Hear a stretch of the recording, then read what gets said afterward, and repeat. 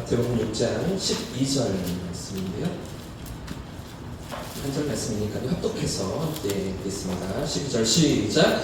우리가 우리에게 죄 지은 자를 사하여 준 것 같이 우리 죄를 사하여 주시옵. 한번 더 읽겠습니다. 시작. 우리가 우리에게 죄 지은 자를 사하여 준 것 같이 우리 죄를 사하여 주시옵고. 아멘. 할렐루야. 할렐루야. 우리 밤에도 우리 기도 가운데 주님이 찾아와 주실 줄 믿습니다. 옆에 계신 분들과 이렇게 인사하겠습니다. 첫마디 말보다 기도가 더 힘이 셉니다. 그래서 하겠습니다. 첫마디 말보다 한마디 기도가 더 힘이 셉니다. 여러분 믿으시죠? 할렐루야. 한 번 더 이렇게 고백하겠습니다. 하나님께서 당신의 기도를 들으십니다. 고백하겠습니다. 하나님께서 당신의 기도를 들으십니다. 이 밤에도 우리 기도에 가까이 찾아와 주실 줄 믿습니다. 여러분 어느새 7월 첫 금요일입니다. 금세 한 해 절반이 지나가고요. 7월달을 우리가 맞이하고 있는데 여러분 이번 주가 장마였죠? 아십니까? 장마 맞습니까? 장마 아닌 것 같은데요. 장마보다는 더 폭염인 것 같은데요. 다음 주도 비 소식이 계속 있기는 한데 그런데 흐리면서 비가 오는 거 보니까 예상 일기예보를 보니까요. 다음 주도 비슷하지 않을까 싶어요. 이제 장마가 이렇게 계속해서 3, 4일 쏟아지고 폭우가 내리는 그런 장마가 잘 없지 않을까. 그보다 더 더운 날씨가 이어지지 않는가 이런 생각들을 해보게 되는데요. 여러분 요즘같이 이렇게 기온도 많이 올라가고요.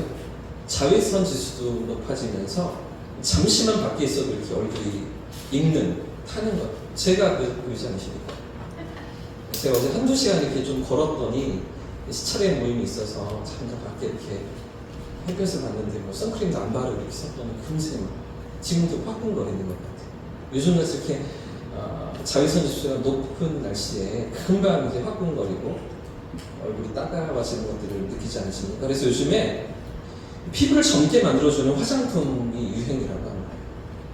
피부를 이렇게 좀 노화를 방지해주고 탱글탱글하게 해주고 건강을 지켜주는 그런 남녀노소 할 것 없이 누구나 사용할 수 있고 젊음을 주는 화장품 들어보셨습니까? 못 들어보셨어요? 요즘에 아주 핫한 상품인데요. 한번 들어보십시오. 주름에 생긴 이마에는 상냥함이라는 크림을 사용해 보세요. 이 크림은 주름을 없애주고 기분까지 좋아지게 하니까요. 상냥함이라는 크림. 입술에는 침묵이라는 고운빛의 립스틱을 발라보세요. 침묵. 이 립스틱은 험담하고 원망하는 입술을 예쁘게 바로잡아주는 효과도 있답니다. 맑고 예쁜 눈을 가지려면 정직과 진실이라는 아이크림을 사용해보세요. 최선의 효과를 얻으려면 어디를 가든지 그 아이크림을 소지해야 한답니다. 정직과 진실. 피부를 곱게 하고 싶으면 미소라는 로션을 바르면 되고요. 피부가 촉촉하고 부드러워지며 거울을 보고 미소 지는 하루로 인해 날마다 행복할 수 있습니다. 가장 이상적인 피부 영양제 화장품은 성실입니다. 가장 효능 좋은 피부 청결용 세안 비누는 미안해가 최고라고 합니다. 가장 향기로운 향수는 용서가 제일이랍니다. 분명히 마음에 드실 거예요. 한 세트 꼭 구매해 주실 거죠? 품질은 제가 보장합니다. 가시기 전에 하나씩 다 사가실 거죠? 무슨 소리 하고 있어? 날마다 사용하셔서 예쁘고 멋지게 향기 좋은 님들 되시길 바랍니다. 자, 그럼 어디다가 주문을 해야 될까요? 주소도 알려드립니다. 당신도 예쁘군 사랑하면 조리 손사번지. 여러분 이런 화장품 사용하고 계십니까? 상냥함, 침묵, 정직과 진실, 미소, 성실과 같은 화장품이 제일이라고 하잖아요. 여러분 한 주간 어떻게 7월을 시작하고 계십니까? 어떻게 일상을 지나오셨습니까? 그 중에서도 저는 가장 향기로운 향수가 제일 마음에 드는 것 같습니다. 여러분 가장 향기로운 향수가 뭐라고요? 용서라는 거죠. 용서. 우리 지난주부터 우리는 예수님께서 가르쳐 주신 기도 가운데 두 번째, 우리를 위한 두 번째 기도 제목, 예수님께서 가르쳐 주신 두 번째 기도 제목이 무엇이었습니까? 우리의 죄를 사하여 주시옵고 용서해 가는 것이었죠. 여러분, 그래서 이 기도에 담겨있는 예수님의 가르침은 이런 것들이었죠. 우리 육체를 위해서는 일용할 양식이 필요했다면 우리 영혼을 위해서는 뭐가 필요하다고요? 죄 용서가 필요하다는 거죠. 하나님과의 어떤 친밀한 사귐 속에 들어가기 위해서는 반드시 죄 용서가 있어야 한다는 것, 그리고 그 죄 용서를 통해서 그 은혜 가운데 하나님과 함께 살아가는 것이 우리 영혼의 양식이다 라는 것들을 지난주에 함께 살펴봤던 거죠. 오늘도 같은 본문입니다. 우리 죄를 사하여 주셨고, 이 용서에 대한 기도, 용서해 달라는 기도와 함께 또 그 앞에 말씀하신, 예수님께서 말씀하고 계시는 이 부분을 우리가 놓치지 말아야 하는데 12절 말씀을 다시 한번 보십시오. 오늘 본문 12절 다시 한번 읽어보겠습니다. 시작. 우리가 우리에게 죄 지은 자를 사하여 준 것 같이 우리 죄를, 우리 죄 용서를 구하는 것과 함께 뒷부분이요, 또 우리에게 필요한 것이 뭐라고 예수님 말씀하고 계십니까? 우리에게 죄 지은 자를 사하여 준 것 같이, 그죠? 우리에게 죄의 용서가, 우리도 누군가를 용서해 주는 일이 필요하다라고 예수님 말씀해 주시는 것인데요. 사실 여러분, 이 본문은요, 오늘 새벽에도 여기 서 있는 사람들 중에 인자가 왕권을 가지고 오는 것을 볼 자들도 있느니라, 이렇게 말씀하시는 대목이 오늘 새벽에 마태복음 16장 28절 말씀이었거든요. 아주 논란이 많은 구절이었어요. 아주 해석도 다양하고 여러 가지 이렇게 견해들이 많은 그런 본문이 오늘 새벽이었는데, 오늘 본문도 마찬가지예요. 지금 읽었던 6장 12절 말씀도 여러 가지 해석들이 다양한, 여러 가지 견해들이 다양한 그런 논란이 많은 구절 중에 하나인데, 왜 그러냐면 우리가 우리에게 죄 지은 자를 용서해 주어야만, 그래야만 하나님께 용서를 받는다라는 의미로 받아들여질 때가 많이 있기 때문입니다. 여러분, 지금 12절 말씀, 방금 읽으신 말씀이 그렇게 느껴지지 않으십니까? 우리가 우리에게 죄 지은 자를 사하여 준 것 같이 우리가 용서해 줬으니까, 그러니 하나님께서도 나를 용서해 주십시오, 이런 기도로 이해할 때가 많이 있는 거죠. 하나님, 제가 이렇게 저도 용서해 줬으니까 이런 조건을 가지고서 하나님 앞에, 하나님 그러니 당신도 저의 죄를 용서해 주십시오, 이렇게 기도하면서 요청하는 그런 강구로 해석하고 이해할 때가 많이 있다는 거죠. 이걸 반대로 생각해 보면 어떻습니까? 만약 우리가 우리에게 죄 지은 사람을 용서해 주지 않으면 어떻게 될까요? 우리 죄도 용서받지 못하는 거죠.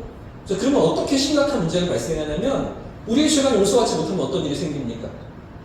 죄의 문제를 해결하지 못하면, 어떤 작은 죄라도 우리가 용서하지 못하면, 지난주에 우리는 과거의 죄, 현재의 죄, 미래의 죄를 다 예수님께서 용서하신 것들을 생각해 보았는데, 만약에 그런 가운데 조금이라도 죄가 해결되지 않고 죄의 문제가 우리 가운데 남아있다면, 우리 죄가 용서받지 못한다면 어떻게 되어집니까?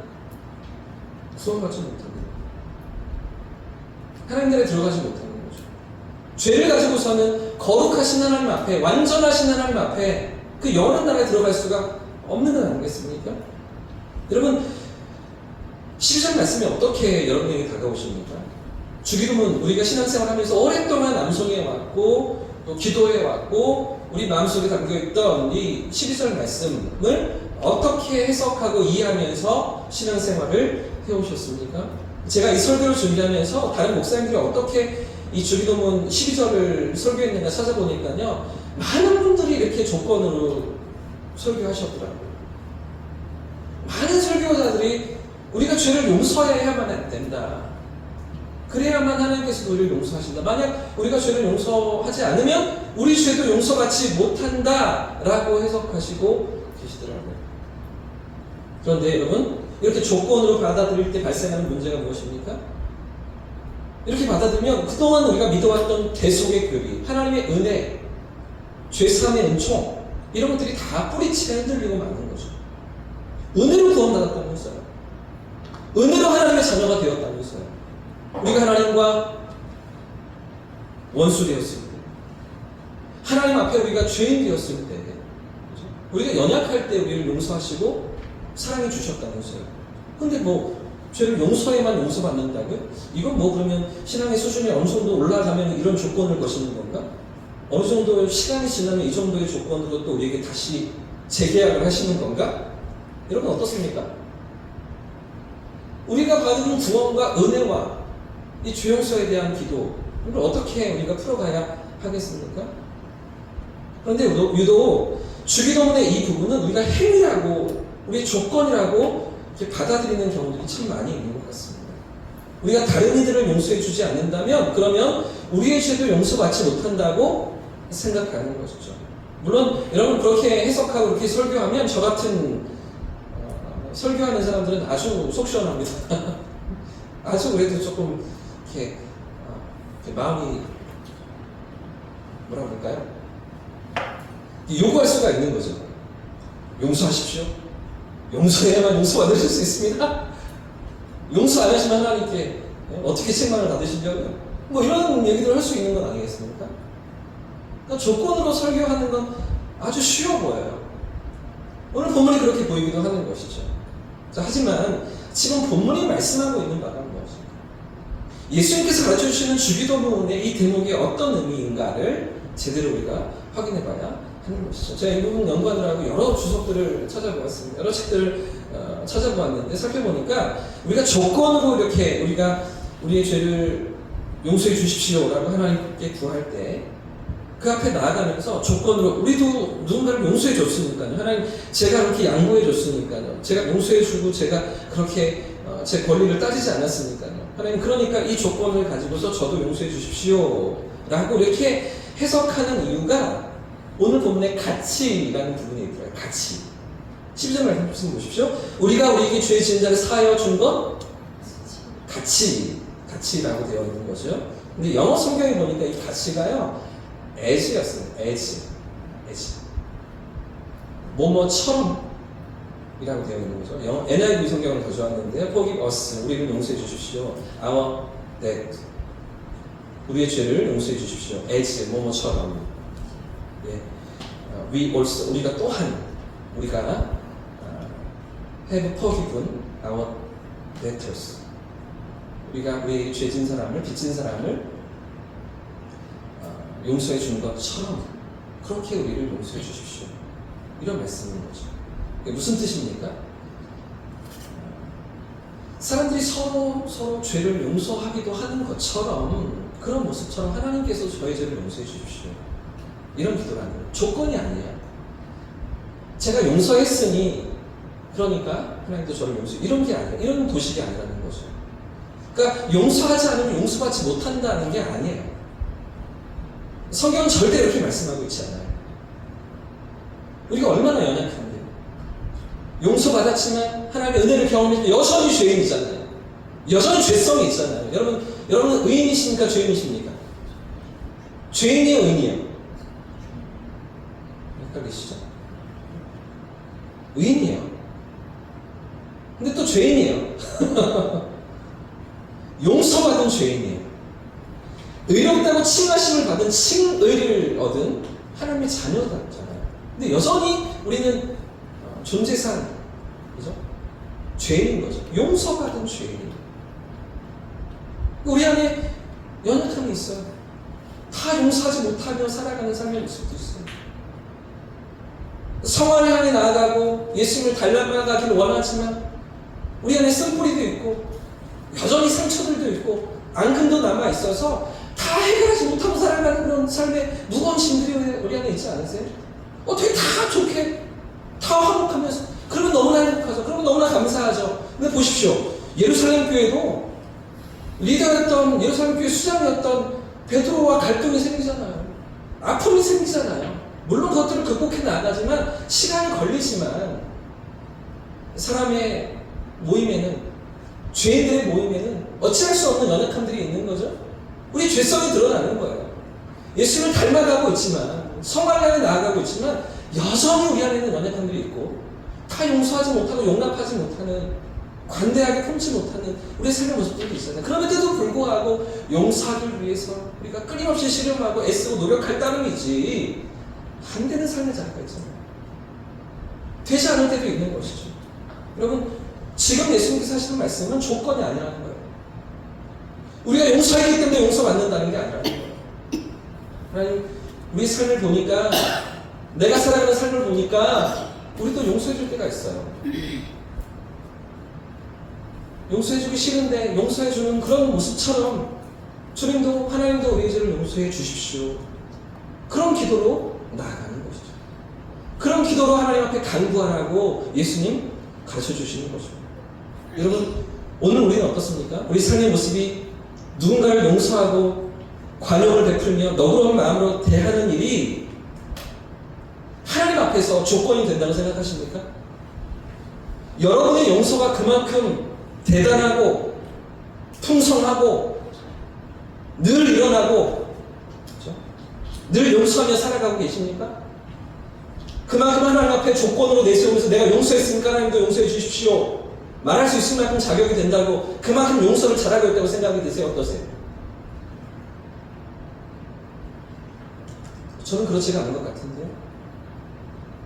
저는 그러지 못할 때가 더 많은 것 같은데, 이번 주 월요일 날도 제가 많이 혼났어요. 혼이 났어요. 아내가 이제 마지막 출근하는 날이어서 그날 출근 시켜준다고 아침에 새벽 예배를 마치고 이제 반월달까지 제가 태워다 줬는데요. 야, 출근 시간에 얼마나 차가 막히는지요, 이 대로에. 이제 시간을 맞춰서 데려다 줘야 되겠고 차는 막히고 하니까 급하잖아요, 마음이. 근데 불쑥불쑥 들어와요. 위험하게 들어와요. 들어올 수가 없는 공간에 뭐 들이밀고 돌아오잖아요. 그럼 어떻게 해요? 나가 세우죠. 들어오지 말라고. 지금 나도 바쁜데 어딜 들어오냐고 밀어붙이잖아요. 누가 그래요? 제가 그래요. 제가 그랬어요. 아, 좀! 옆에서 막, 아, 제발 좀!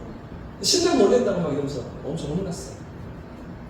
내릴 때까지, 제가 차에서 이제 내려줄 때까지 얘기를 안 하고, 출근시켜주면서도, 돌아오면서 얼마나 또 후회가 됐든지, 야, 네가 목사냐? 네가 목사야? 네가 성도야? 네가 예수님을 닮아가? 비참함이 제 안에서 일어나는 거죠. 한 주간 동안 제 안에서 이런 것들이 실험이 되고 괴로움이 되고, 이런 제가 하나님 앞에 제가 용서했으니 하나님도 용서해 주십시오 이 조건을 내세울 수가 있다고? 비단 그거 하나라는 얘기 있어요? 월요일날 아침에 그 한 번뿐이겠어요? 살면서 일주일을 지나면서 지난 5일 동안 얼마나 많은 연약함들이, 죄에 때 묻은 그런 삶의 모습들이, 죄의 본성들이 우리 안에서 드러났는데, 여러분, 제가 이렇게 나눌 때 여러분들은 생각나시는 삶의 자리들이 있으셔야 돼요.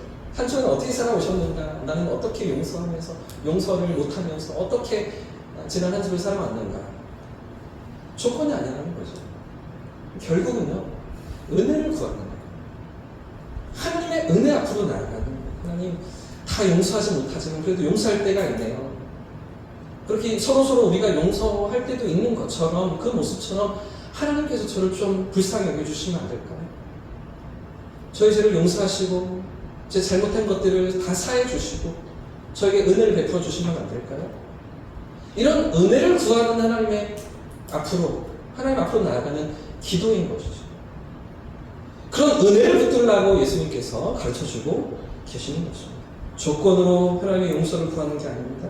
오히려 우리가 죄인인 것을 인정하면서, 우리의 연약함을 고백하면서, 우리가 저지르는 수많은 잘못들이 있고 그것들을 하나님 다 아시지만, 이미 다 보고 계시고 다 기억하고 계시지만, 그럼에도 불구하고 그런 우리를 먼저 용서해 주시고 먼저 품어주시고 먼저 다가와 주시는 그런 하나님의 사랑을, 그런 은혜를 구하라고 예수님 가르쳐 주시는 것입니다. 사랑하는 여러분, 오직 은혜로만 하나님 앞에 나아갈 수 있는 줄 믿습니다. 오직 은혜만이 우리를 하나님 앞으로 이끌어 주시는 줄 믿습니다. 그렇기 때문에 지금 예수님께서 가르쳐 주시는 이 기도에 담겨 있는 첫 번째 의미는 하나님의 은혜를 구하는 것입니다. 우리 자격을 내세우고 우리 조건을 내세우는 게 아니에요. 그걸로 하나님 앞에 설 수 있다는 게 아니에요. 오히려 우리의 연약함을 인정하면서 우리의 죄를 고백하면서 사하시고 용서하시는, 품어주시는 하나님 앞에 나아가라. 그게 첫 번째 우리가 우리에게 죄 지은 자를 사하여 준 것같이, 사하여 준 것처럼에 담겨있는 의미라고 할 수 있는 것이죠. 자, 그런가 하면 또 하나 생각해 봐야 하는 것은, 그러면 용서하지 않아도 될까요? 용서를 잘 못하니까, 용서하는 게 힘드니까, 용서하는 건 좀 내가 조금 속상하니까 용서하지 않아도 괜찮겠습니까, 여러분? 용서하지 않아도 용서받을 수 있다면 그 얘기잖아요. 지금 용서하지 않아도 용서받을 수 있는 거잖아요. 그렇죠? 그러면 용서할 필요가 없겠네요. 여러분 어떠십니까? 그렇지 않습니다. 오히려 정반대입니다. 용서받았기 때문에 용서하는 것입니다. 자, 두 가지가 완전히 다릅니다. 용서받기 위해서 용서한다, 이게 조건이 되는 거잖아요. 용서받기 위해서 용서하는 게 아니고요, 용서받았기 때문에 용서하는 것입니다. 완전히 다른 이야기를 지금 하고 있는 겁니다. 용서받았기 때문에, 이미 용납받았기 때문에, 이미 하나님의 은혜를 경험했기 때문에 용서하는 삶의 자리로 나가는 것이죠. 은혜 가운데서 우리의 삶을 용서하며 살아가는 것입니다. 그래서 예수님 비유 가운데 마태복음 18장 말씀해 보시면 용서할 줄 모르는 종의 비유가 기록되어 있죠. 용서할 줄 모르는 종. 이 종은 왕에게 1만 달란트라는 엄청난 빚을 졌습니다. 1만 달란트. 1만 달란트를 요즘 시세로 환산하면 얼마인 줄 아십니까? 6조예요, 6조. 6조. 여러분, 우리나라 1년 예산이 얼마일까요? 작년 1년 예산이 600조예요, 600조. 100분의 1. 우리나라 전체 살림의 100분의 1. 그 정도의 6조의 빚을 왕에게 졌어요. 뭐 때문에 그렇게 빚을 졌는지 모르겠습니다. 어떤 손해를 왕에게 끼쳐서 그렇게 빚을 졌는지 모르겠지만, 아무튼 갚을 수 없는 어마어마한 천문학적인 그 빚을 이 종이 왕에게 빚졌던 거죠. 자, 그런데 갚을 수 없는 것을 아는 왕이 이 종을 불쌍히 여겨서 그 많은 빚을 다 탕감해 주죠. 용서해 줍니다. 자, 근데 문제가 무엇입니까? 이렇게 용서받은 종이 자기가 빌려준 100데나리온의 돈을 꿔간 그 사람을, 그 친구를, 그 동물을 용서하지 않는 거죠. 100데나리온을 갚지 않는다고 잡아다가 감옥에 가두는 것입니다. 여러분, 100데나리온은 얼마일까요? 100데나리온. 한 데나리온이 하루 노동자 품삯이니까 대략 10만 원 정도로 친다 그러면 100데나리온이면 얼마에? 1000만 원이잖아요. 1000만 원. 갚아야지, 이거. 받아내야죠. 여러분 안 받으시겠어요? 1000만 원. 큰 돈이잖아요. 적은 돈이 아니죠. 반드시 돌려받아야 되겠죠? 근데 여러분 문제가 무엇입니까? 나는 얼마를 용서받았냐고요. 나는 얼마를 탕감받았습니까? 지금 예수님께서 누구를 얘기하고 계시는 거예요? 누구에 대해서 말씀하시는 것입니까? 1만 달란트 탕감받은 종이 누구예요? 우리를 말씀하시는 거죠. 예수 그리스도의 피값으로 우리의 죄를 대속하시며 영원한 저주와 형벌에서 그 멸망 가운데 있던 우리를 하나님의 백성, 하나님 자녀로 건지시고 구원하신 그 놀라운 사랑과 은혜를 얘기하시는 거죠. 거저 받은 구원이지만, 우리는 그저 받은 구원이지만, 연약할 때, 죄인 되었을 때, 원수 되었을 때 아무런 조건도 갖추지 못했는데도 불구하고 그저 은혜로 받은 구원이지만 하나님의 대가 지불은 공짜가 아니었습니다. 하나님의 희생은 그저 아무렇지 않게 이루어진 게 아니었던 것이죠. 상상도 할 수 없는 외아들의 독생자의 생명을 내어주시면서 우리를 구원하신 하나님의 은혜는 1만 달란트. 도저히 갚을 수 없는, 내 힘으로는 할 수가 없는 그런 빚을 탕감받은 그런 우리들 아니겠습니까? 그런데 여러분, 그렇게 탕감받은 우리가 작은 빚을 진, 그에 비해서는 전혀 비교도 할 수 없는 그 정도의 빚을 진 100데나리온 빚진 사람에게 어떻게 대하고 있습니까? 그런 사람들을 그런 이웃들을, 그런 지체들을 어떻게 대하며 여러분 살아가고 계십니까? 여러분, 지금 예수님께서 가르쳐 주신 이 기도, 주기도문의 이 기도, 우리에게 무엇을 말해주고 있을까요? 용서받기 위해서 용서하는 게 아니라 용서받았기 때문에 용서해야 된다는 것이죠.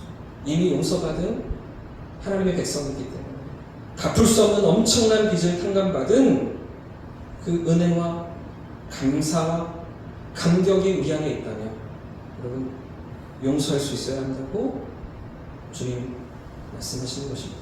여러분, 저를 포함한 많은 그리스도인들이 자꾸만 잊고 사는 것 같습니다.